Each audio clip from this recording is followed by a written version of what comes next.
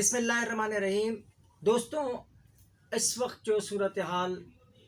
جو دنیا میں بن رہی ہے اس پر ذرا نظر ڈالنے کی ضرورت ہے، اور پاکستان پر بھی نظر ڈالنے کی ضرورت ہے، اس حوالے سے کہ پاکستان میں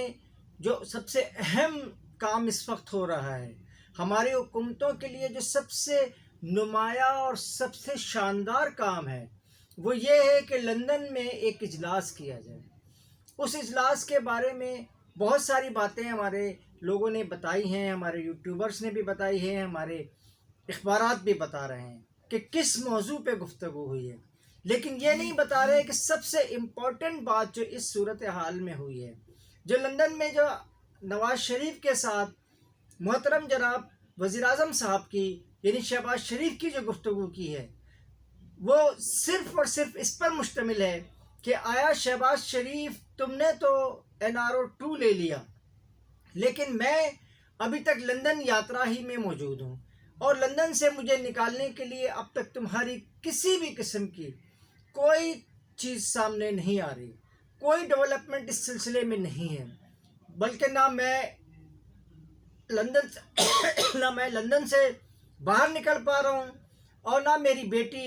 مریم نواز صاحبہ وہ لندن سے پاکستان سے کہیں جا پا رہی ہیں، باہر نہیں نکل پا رہی۔ یہ ساری صورتحال محمد نواز شریف صاحب جو اس ملک کے سابق وزیر اعظم ہیں، اور جو جنہوں نے 2 مرتبہ وزیر اعظم کی نشست پر اس کو بہت انجوائے کیا ہے، وہ ایک شکایت کی صورت میں موجودہ وزیر اعظم شہباز شریف سے کرتے رہے ہیں۔ نواز شریف نے یہ بھی ان سے کہا کہ دیکھیں، یہ جو آرمی چیف کے سلسلے میں جو آپ نے جو بہت اب ذرا اندازہ کریں ہمارے پاکستان کا، کہ یہ ایک پاکستان کا ذاتی مسئلہ ہے کہ ہم نے یہاں پر کس نے، بلکہ میں سمجھتا ہوں کہ یہ صرف اور صرف ISPR کا مسئلہ ہے، یعنی صرف فوج کا مسئلہ ہے کہ وہ کن کو آرمی چیف بناتے ہیں اور کن کو نہیں بناتے، اور کس کے لیے یہ۔ لیکن آج اگر آپ اپنا کسی بھی قسم کا تبصرہ سنیں، خاص طور پہ یوٹیوب پہ جو لوگ تبصرہ کر رہے ہیں، وہ یہ صرف اور صرف یہ ہے کہ اب آرمی چیف کون آنے والا ہے۔ ارے بھائی، آ جائیں گے، وہ ایک طریقہ کار ہے، اس طریقہ کار کے مطابق۔ اچھا، مسئلہ ایک یہ بھی ہے کہ یہ جو ہم یہ سمجھ رہے ہیں کہ کیا شہباز شریف آرمی چیف کو منتخب کریں گے یا یہ نواز شریف آرمی چیف کا انتخاب کریں گے، آپ دیکھیں کہ یہ ایسا کچھ بھی نہیں ہے، نہ ماضی میں بھی ایسا کچھ نہ ہوتا رہا، نہ آئندہ کہیں ایسا ہونے والا ہے، بلکہ یہ صرف اور صرف ان کی دل پشوری جسے کہتے ہیں نا، دل پشوری سی بات ہے۔ اصل میں صورتحال جو اس وقت خطے کی ہے وہ انتہائی خطرناک سے خطرناک ہوتی جا رہی ہے۔ ہر آنے والا دن ایک نئی جنگ کو جنم لے رہا ہے، اور اس جنم کی وجہ سے پورے خطے میں اس کے منفی اثرات مرتب ہو رہے ہیں۔ ابھی آرمینیا کی اور آذربائیجان کی جنگ جو چند گھنٹوں کے لیے صرف اس لیے روکی گئی تھی کہ شنگھائی تنظیم کا جو اجلاس ہے، شنگھائی تعاون تنظیم کا اجلاس مکمل کر لیا جائے۔ شنگھائی تعاون تنظیم کے اجلاس کے خاتمے کے فوراً بعد اس میں ایک نئے دور سے اور نئی تیزی کے ساتھ اس میں جنگ میں اضافہ ہونا شروع ہوا، اور اس جنگ کے اضافے کی ایک مزید، اور جیسے کہ میں نے آپ کو پچھلے ویڈیو میں بتایا تھا کہ یہ جنگ امریکہ، روس، برطانیہ اور فرانس کی مشترکہ جنگ ہے، اور اس کی تصدیق عام طور پہ ہمارے لوگ یہ کہہ رہے تھے، نہیں جی وہ تو روس کا ملٹری اتحاد ہے ان کے ساتھ، وہ روس کے ساتھ جو ہے وہ آرمینیا کا ایک ملٹری اتحاد بنا ہوا ہے، اس اتحاد کے تحت وہ کام کر رہے ہیں۔ لیکن وقت نے یہ ثابت کیا کہ نہیں، جیوں ہی یہ جنگ اپنے یہ شنگھائی تعاون کانفرنس سے ہے یہ ختم ہوئی، اس کے فوراً بعد جو ہے امریکہ کی ایوانی نمائندگان کی سربراہ جو نیسلی پیلوسی کے نام سے مشہور ہیں، اور جنہوں نے پچھلے دنوں تائیوان کا بھی دورہ کیا تھا، اور تائیوان کے دورہ کرنے کے بعد وہاں جو جنگ کی ایک بے انتہائی خطرناک صورتحال ہو گئی ہے بحر الکاہل میں، یہ انہوں نے آرمینیا کا بھی دورہ کرنا شروع کر دیا ہے۔ اس آرمینیا کے دورے کے دوران کمال، یہ میں نے آپ کو جیسے پہلے بتایا کہ ان کا آرمینیا کا روس کا ملٹری اتحاد ہے، لیکن اس کے باوجود بھی وہ نینسی پیلوسی صاحبہ جب وہاں دورہ کرتی رہیں تو روس کی طرف سے اس کی کسی بھی قسم کی، اور اس دورے کا بھی انکشاف جو ہے یہ روس کی ایجنسی، نیوز ایجنسی نے دیا، اور انہوں نے یہ تاس نے یہ بتایا کہ جناب وہاں پہ جو ہے وہ ایوانی نمائندگان کے سربراہ جو ہیں، اسپیکر جو ہیں، وہ وہاں تشریف لائیں، اور اس دوران بالکل خاموشی۔ لیکن عین اسی وقت ایک اور نئی اس خطے میں ایک اور جنگ جو ہے، یہ جو ہمارے جو سی پیک کے جو بیلٹ اینڈ روڈ کے راستے ہیں، یعنی یہ جو دنیا کی ایک بہت بڑی سپلائی چین ہے، اس سپلائی چین کو ایک اور جنگ نے، کرغزستان نے اور تاجکستان کی باہمی جنگ لڑائی شروع ہو چکی ہے۔ یعنی اس پورے خطے میں جو چھوٹا سا خطہ ہے، جو اس طرف سے بھی چین ہے، دوسری طرف روس ہے اور ایران ہے اور ٹرکی ہے، تو تاجکستان اور کرغزستان کی سرحد کی متعلق، یعنی سرحدی تنازع کے متعلق جو ہے، یہ اب ایک جنگ کی صورتحال اختیار کر چکی ہے۔ اس جنگ کو بھی بہت تیزی کے ساتھ پھیلایا جا رہا ہے۔ یعنی اس خطے میں جہاں ابھی شنگھائی کانفرنس ختم ہوئی ہے، وہاں پہ عالمی استعماری قوتوں نے 2 جنگیں چھیڑ دی ہیں۔ اس جنگ کے نتیجے میں آج صورتحال یہ پیش آ رہی ہے کہ پوری سپلائی چین جو آپ کی یورپ کے لیے اور ایشیا کے لیے اور افغانستان کے لیے، آپ کو یہ بتاتا چلوں کہ افغانستان ہمارا وہ ملک ہے جس میں اس پورے خطے کے لوگ رہائش پذیر ہیں، یعنی یہ آذربائیجان کے بھی ہیں، کرغزستان کے بھی ہیں، آرمینیا کے بھی ہیں، اور وہ آپ کے ایران کے بھی لوگ وہاں موجود ہیں، اور یہ تمام لوگوں کا جو جمگھٹا ہے، تمام قوموں کا جو کسی نہ کسی طرح سے وہ افغانستان میں موجود ہیں۔ اس کی بنیادی وجہ ماضی میں یہ رہی ہے کہ وہاں اس ایریے میں افغانستان میں روزگار بھی لوگوں کو ملتا ہے، اور افغانستان سے دوسرے ممالک میں جانا بھی بہت آسان ہوتا ہے۔ لیکن اس پورے خطے میں جنگ شروع کی ہوئی ہے۔ دوسری طرف رات کو ہمارے جو انٹرنیشنل ہیلتھ آرگنائزیشن ہے، اس نے یہ متنبع کیا ہے کہ پاکستان میں نئی بیماریاں جو ہیں وہ سیلاب زدگان کی طرف سے سیلاب زدگان کو ہونے والی ہیں، اور اس کی صحت، ان کی صحت جو ہے بہت بری طرح سے، اور یہ تقریباً 2 سے 2.5 کروڑ لوگ اس بیماری سے متاثر ہوں گے۔ ایک تو یہ سامنے آئی ہے۔ دوسری چیز جو سامنے آئی ہے وہ ورلڈ بینک کی رپورٹ ہے۔ ورلڈ بینک کی رپورٹ کا چرچہ آپ نے اخبارات میں بھی پڑھا ہوگا۔ یعنی ورلڈ بینک نے یہ کہا ہے کہ تقریباً 1.5 ملین لوگ جو ہیں، یعنی نہیں 1.5 ملین یعنی 1 کروڑ 50 لاکھ لوگ جو ہیں وہ ان سیلاب کی وجہ سے ان کی مویشیاں ختم ہو گئی ہیں، ان کا روزگار ختم ہو گیا ہے، ان کے کھیت ختم ہو گئے ہیں، یعنی پوری زراعت جو ہماری ہے وہ ایک اس پورے سیلاب میں تباہی و بربادی سے دوچار ہے۔ اور آپ کو میں بتاتا چلوں کہ اب کراچی کے اندر، یعنی کراچی کے اندر جو ہے 10 کلو آٹے، جس کو ہمارے حکمران کہتے ہیں کہ ہم 400 میں بھی دے سکتے ہیں، ہم 600 میں بھی دے سکتے ہیں، 1200 1250 روپے 10 کلو کا آٹا، یعنی 130 روپے، آج کے تمام اخبارات نے اس کو وہ کوٹ کیا ہے، 130 روپے اور 140 روپے کلو جو ہے اس آٹے کو فروخت کیا جا رہا ہے اوپن مارکیٹ میں۔ اور میں آپ کو ایک اور بات بتاتا چلوں اسی سلسلے میں، انجمن تاجر اتحاد نے یہ اعلان کیا ہے کہ اگر حکومت نے اس پورے آٹے کے جو ہمارے بحران ہے اس پر توجہ نہیں دی، اور ان کے انسپیکٹر جو ہیں وہ فلور ملز میں نہیں گئے، اور ان کے انسپیکٹرز نے اگر بازاروں کو، تجارتی مراکز کا اور ہفتہ وار بازار کا دورہ نہ کیا، تو یہ آٹا چند دنوں میں 200 روپے کلو بھی ہو سکتا ہے۔ اور آپ خود بتائیے کہ ایک عوام جو ہے جس پر آپ نے 100 طرح کے ٹیکس نافذ کیے ہوئے ہیں، جس کے اوپر آپ نے ہزاروں قسم کی جو ہے نا کہیں سے کوئی نہ کوئی چھوٹا موٹا ٹیکس بھی ان کے سامنے آ جاتا ہے. اس پوری صورت یعنی آپ جائیں اگر بازار تو پیاز جو ہے وہ 120 روپے کلو ہے. ٹماٹر آپ 2-3 چیزیں لیں نا، یعنی اگر آپ بھنڈی لے لیں اور ٹماٹر لے لیں تو یہ تقریباً 250 روپے کا بل ہے آپ کا. اور یہ بھی ان علاقوں میں ہیں جو غریب علاقے ہیں. امیر علاقوں میں، ڈیفنس میں اور دیگر علاقوں میں ان کی قیمتیں اور بھی بلند ہیں. لیکن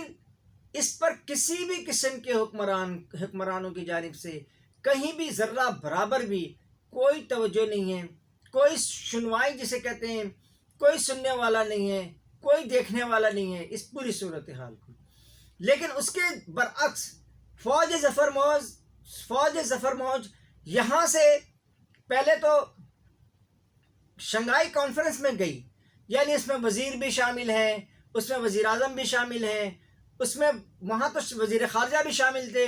اور دیگر وزراء بھی تھے، یعنی قومی سلامتی کے بھی وزیر وہاں پہنچے ہوئے تھے، اور وہاں پہ جو ہے وہ دیگر علاقے کے لوگ بھی اور دیگر تجارتی انجمنوں کے بھی یہ سربراہ وہاں پہنچے ہوئے تھے. لیکن اب اس کے بعد یہ سب کے سب لندن چلے گئے ہیں، جہاں نواز شریف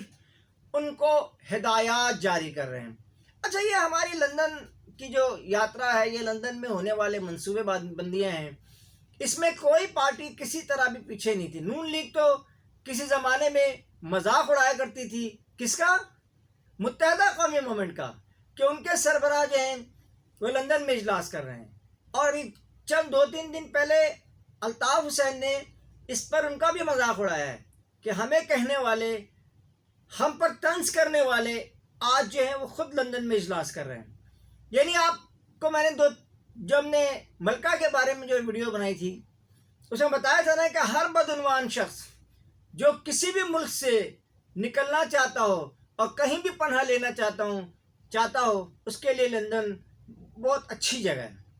یعنی آپ کے متحدہ کے بھی لوگ وہاں پہ موجود ہیں، باقی دیگر کرائم کے بھی لوگ موجود ہیں، اور اسے پاکستان نہیں ہے، دنیا کے دیگر ممالک کے بھی لوگ جو ہیں ان کو لندن میں بحفاظت رکھا جاتا ہے تاکہ آپ اپنا پیسہ وغیرہ جو لوٹ کر لائے ہیں اپنے ملک کے لوگوں کا، اپنی عوام کا جو پیسہ آپ نے لوٹا ہے وہ سارے کا سارا آپ کھائیں پئیں. آج میں اخبار پڑھ رہا تھا تو یہاں پہ جو ہمارے ہائی کمشنر ہیں برطانیہ کے، انہوں نے کہا ہے کہ یہ ایک یادگار تقریب ہوگی جو ملکہ یعنی 20 تاریخ کو ان کی تدفین ہوگی. اس تدفین کو ایک یادگار تقریب بنایا جا رہی ہے جس میں بائیڈن بھی تشریف لائے ہیں، جس میں ہمارے عرب ممالک کے سربراہ بھی پہنچ گئے ہیں، جس میں اور بھی. لیکن دیکھیں، جن لوگوں نے نہیں جانا ہے ان کو کوئی نہیں بلا سکتا. طیب اردگان نے کہا کہ جی وہاں کیونکہ ہماری سیکورٹی صحیح نہیں ہوگی، آپ اگر سیکورٹی کی ضمانت دیں تو ہم وہاں جانے کو تیار ہیں. تو برطانیہ نے معذرت کی کہ جناب اس وقت بہت سارے سربراہان آ رہے ہیں، ہم کسی کو انڈیویجول سیکورٹی نہیں دے سکتے. لہٰذا طیب اردگان نے یہ فیصلہ کیا کہ وہ اس تدفین کی تقریب میں شریک نہیں ہوں گے. یعنی یہاں کوئی لڈو نہیں بٹ رہے جو آپ سب پورا لاؤ لشکر لے کر کے وہاں پہنچ گئے ہیں. یہاں کوئی ایسی کوئی چیز نہیں ہو رہی ہے جس نے جو ہے نا آپ کو مجبور کر دیا. یہاں پہ آپ بائی لیٹرل ملاقاتیں بھی نہیں ہیں کہ آپ کسی سے ہیلو ہائے تو آپ دور سے کر سکتے ہیں، یہ کسی سے آپ ہاتھ بھی نہیں ملا سکتے. یہ اس کے پر بھی تقریباً جو ان کا پروٹوکول ہے، یعنی اگر بائیڈن سے ہر شخص چاہے کہ وہ ہاتھ ملانا شروع کر دے تو ایسا تو ممکن نہیں ہے نا کہ وہ بائیڈن سے ہاتھ ملا لیں. لہٰذا یہ پوری وہاں پہ جائیں گے. اس کے بعد ہمارے وزیر اعظم کا اور ان کے پارٹی کے دیگر ارکان جو ہیں وہ امریکہ جائیں گے. یعنی ایک طرف جو ملک میں کے بارے میں یہ خبریں آ رہی ہیں کہ 2 سے 2.5 کروڑ لوگوں کو بیماریاں پھیلنے کا خدشہ ہے اور 1.5 سے 2 کروڑ لوگوں کا، خود ہماری حکومت نے جو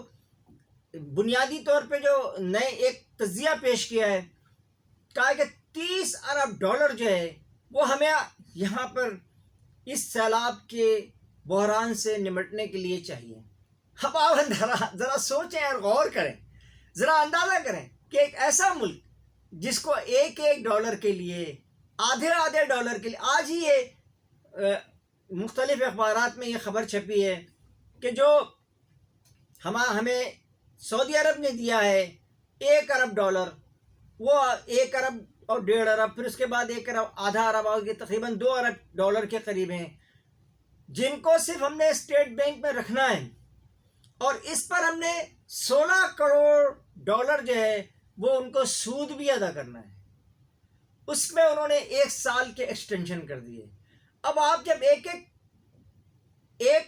ارب ڈالر نہیں کہیں سے ڈھونڈ پا رہے ہیں، تو آپ ذرا خود اپنے اداؤں پہ غور بھی کرتے رہیں